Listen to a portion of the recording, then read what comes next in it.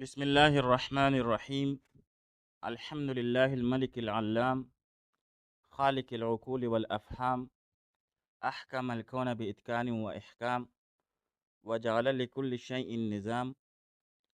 وأشهد أن لا إله إلا الله وحده لا شريك له، شهادة تنقذ من الظلام. وأشهد أن سيدنا محمدا عبده ورسوله، خير من بلغ الرسالة وأوضح الأحكام. صلی اللہ علیہ وعلی آلہ وصحبہ الکرام۔ آج ہمارا 18واں سبق ہے اور ہمارا آج کا موضوع ہے کہ اللہ تعالیٰ کی طرف ظلم کی نسبت اور افعال ما لا ينبغی کا صدور جو ہے وہ اللہ سے ممکن ہے یا نہیں، یعنی کیا عقل اس بات کو جائز قرار دیتی ہے کہ نہیں۔ تو بھائی اس میں ایک چیز ہمیں سمجھنی ہے کہ ایک تو یہ کہ اللہ تعالیٰ کے جتنے بھی افعال ہیں وہ عدل اور حکمت پر مبنی ہیں، یعنی اللہ رب العزت سے ظلم کا اور اللہ تعالیٰ کی شان اور اس کی ذات سے جو چیز مناسب نہیں ہے، جو اس کی شان کے خلاف ہیں، تو ایسے افعال کا صدور اللہ تعالیٰ سے ہوا نہیں ہے، اور نہ اللہ کی شان کی مناسب ہے کہ اس سے ظلم کا صدور ہو یا اس کی شان کے خلاف اور حکمت کے خلاف اس سے کسی فعل کا صدور ہو جائے۔ لیکن عقل اس کا جواز دیتی ہے کہ نہیں دیتی، تو اس بارے میں اشاعرہ کا موقف یہ ہے کہ عدل اور ظلم کا جو معیار ہے وہ امر الہی ہے، یعنی عدل کیا ہے جو اللہ نے حکم دیا، ظلم کیا ہے جو اللہ نے منع کیا۔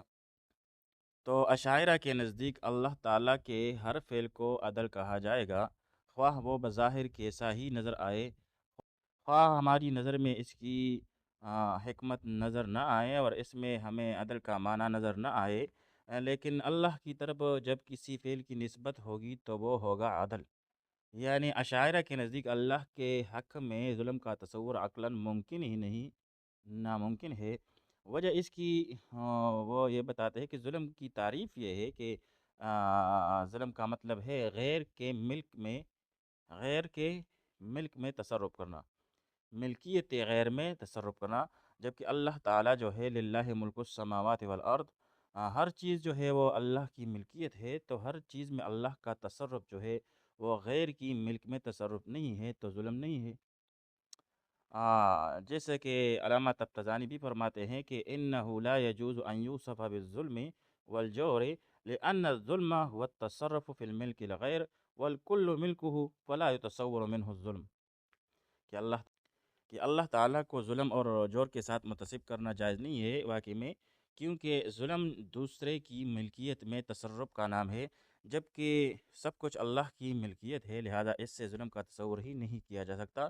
تو اللہ جو چاہے وہ عدل ہے، اور اس کے لیے عقلاً کچھ بھی کرنا، مثلا نیک کو سزا دینا، یہ بھی ممکن ہے۔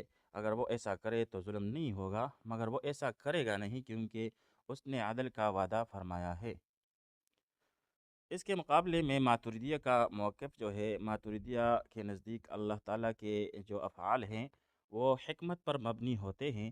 اللہ کی صفت حکمت اس بات کا تقاضا کرتی ہے کہ وہ جور یا عبث یعنی بیہودہ کام نہ کرے۔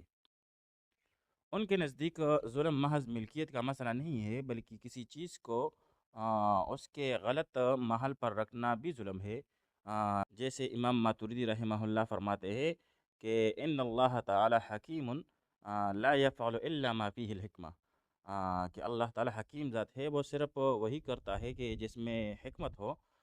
جور اور ظلم اور بیہودہ کام عقلاً جائز نہیں، کیونکہ وہ پاک ہے، ہر چیز سے منزہ ہے، اللہ تعالیٰ کی ذات جو ہے وہ پاک ہے۔ پھر ان دونوں اقوال میں جو ہے جو موقف ہے شاعرہ کا اور ماتریدی کا، ان میں باریک سا فرق ہے کہ ظلم کی حقیقت کیا ہے۔ دوسرے کے حق میں مداخلت اور حکمت کے خلاف کام کرنا، دوسرے کے حق میں مداخلت یہ اشاعرہ کے نزدیک ظلم کی حقیقت ہے، جبکہ ماتریدیہ کے نزدیک حکمت کے خلاف کام کرنا یہ ظلم کی حقیقت ہے۔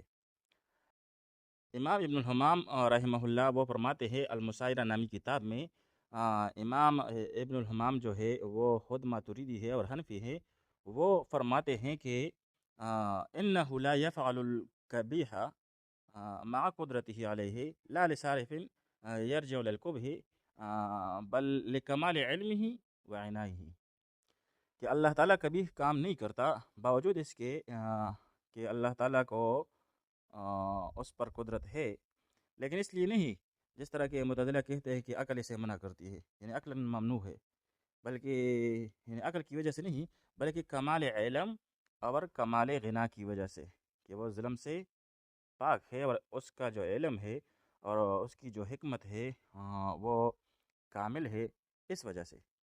تو بہرحال اشاعرہ اللہ تعالیٰ کی قدرت کو اتنا وسیع مانتے ہیں کہ ان کے نزدیک ظلم کا تصور ہی مٹ جاتا ہے، کیونکہ سب کچھ اللہ کی ملکیت ہے.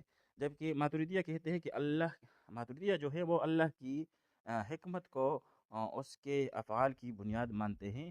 اس لیے وہ کہتے ہیں کہ اللہ کی ذات سے کسی قبیح یا نازیبا کام کا صادر ہونا عقلاً محال ہے، کیونکہ وہ کمال مطلق کا مالک ہے. تو بھائی یہ جو بحث ہے یہ افعال باری تعالیٰ کے باب میں یہ بنیادی حیثیت رکھتی ہے اور اس کو بھی سمجھنا ضروری ہے.